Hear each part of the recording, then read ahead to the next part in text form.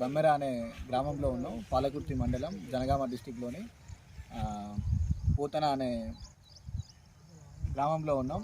ఈ గ్రామానికి ఈ బమ్మెర గారి ఇంటి పేరు, పూతన గారి ఇంటి పేరుతో బమ్మెర అని చెప్పని ఇప్పుడు ఈ గ్రామం పిలువబడుతుంది. ఈయన 14-15వ శతాబ్దంలో సంస్కృతం నుంచి భాగవతాన్ని తెలుగులోకి అనువదించారు. అద్భుతమైనటువంటి కవి, అద్భుతమైనటువంటి భాగవతం పూతన గారు రచించినటువంటి భాగవతం.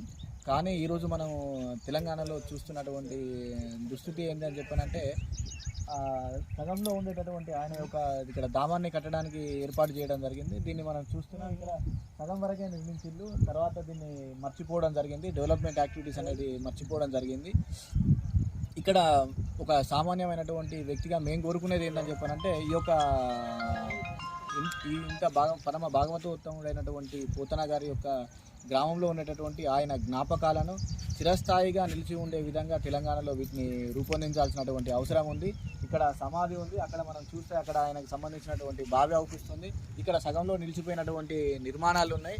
ఇక్కడ ఈ యొక్క నిర్మాణాలన్నింటినీ కూడా పూర్తి చేసి ఇక్కడ భాగవతంలోని ముఖ్యమైనటువంటి పద్యాలను, భాగవతాన్ని అనునిత్యం గానం చేసే విధంగా తెలంగాణ ప్రభుత్వం చొరవ తీసుకోవాలని చెప్పని, దీన్ని అద్భుతమైనటువంటి పర్యాటక స్థలంగా కూడా దీన్ని తీర్చిదిద్దాల్సినటువంటి అవసరం ఉంది అని చెప్పని నా యొక్క అభిప్రాయం.